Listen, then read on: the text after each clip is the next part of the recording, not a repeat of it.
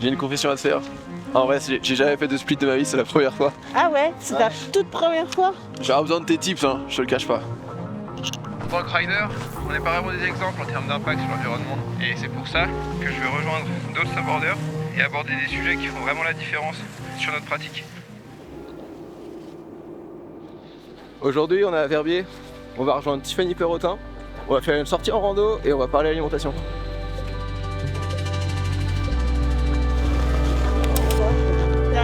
Ouais, carrément, ouais. Ready?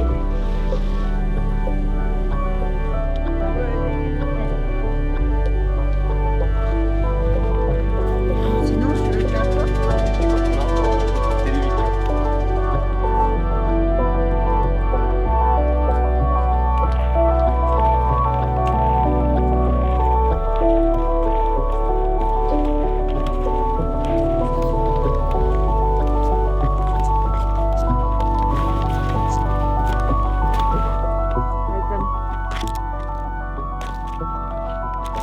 Ça fait combien de temps que tu fais du split toi?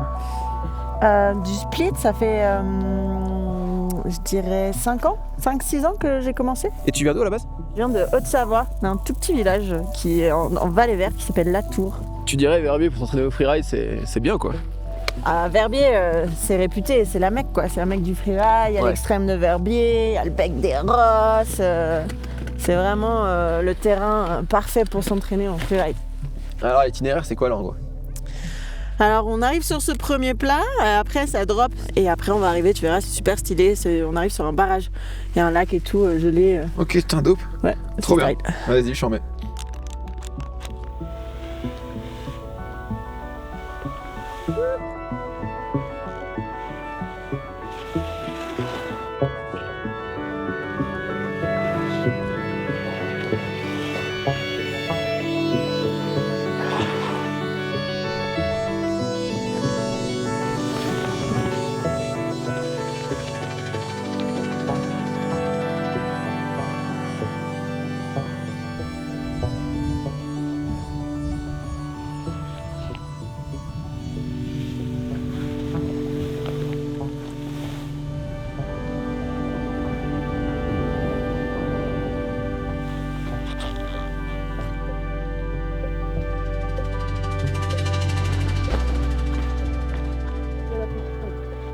Bête de neige, on s'est mis trop bien, la descente était super cool.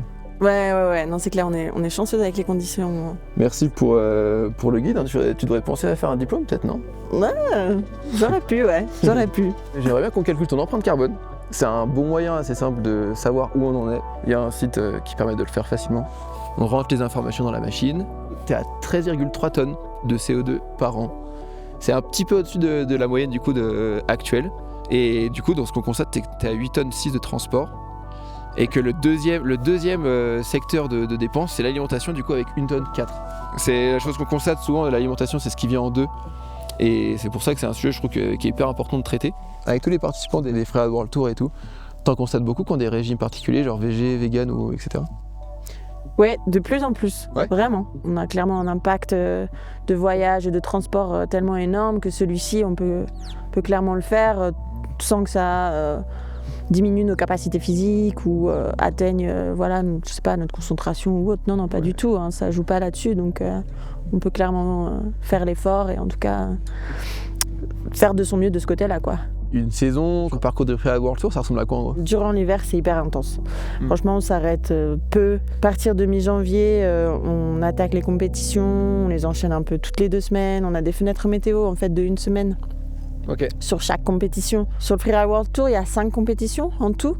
Et entre les compétitions, clairement, ça enchaîne entre les shootings, les entraînements. L'hiver est intense. On s'arrête pas, ouais. C'est fat.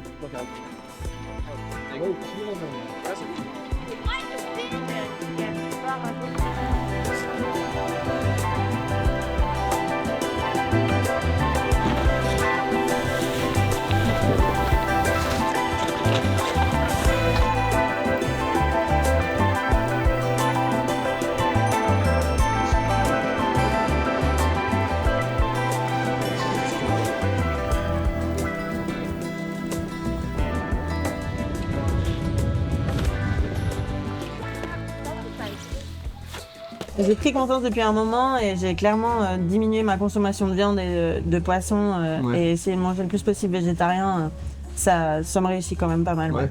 Un régime végétarien ou vegan, j'ai l'impression qu'il n'y a que des bénéfices dans le sens, ne serait-ce que par rapport à l'aspect éthique de la chose avec la violence animale et les vidéos L214 qu'on a tous vues et même de l'aspect santé. On mange plus ou moins n'importe quoi maintenant, on s'en rend pas compte, on sait pas d'où viennent les animaux qu'on mange, ce qu'eux ils mangent, les traitements qu'ils reçoivent.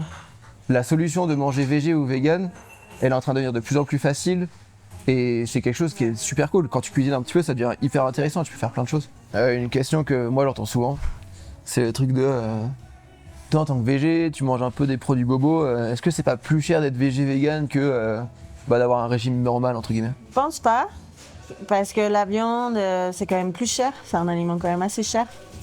Le poisson aussi, en règle générale, alors que les légumes c'est quand même beaucoup plus accessible en termes de prix. Mais vous, quand vous mangez végé, vous mangez du soja, le soja ça déforeste l'Amazonie, tu répondrais quoi à ça toi? Ouais, non, là c'est un peu confondre parce que le soja qui font pousser en Amazonie et qui détruit clairement la forêt, c'est utilisé pour nourrir les animaux qu'on mange. Et au final, selon toi, Tiff, comment demain on peut manger plus raisonnablement? Alors c'est pas que sur un point, c'est pas que sur manger plus de viande ni de poisson, mais plus sur aussi faire attention à manger des produits de saison.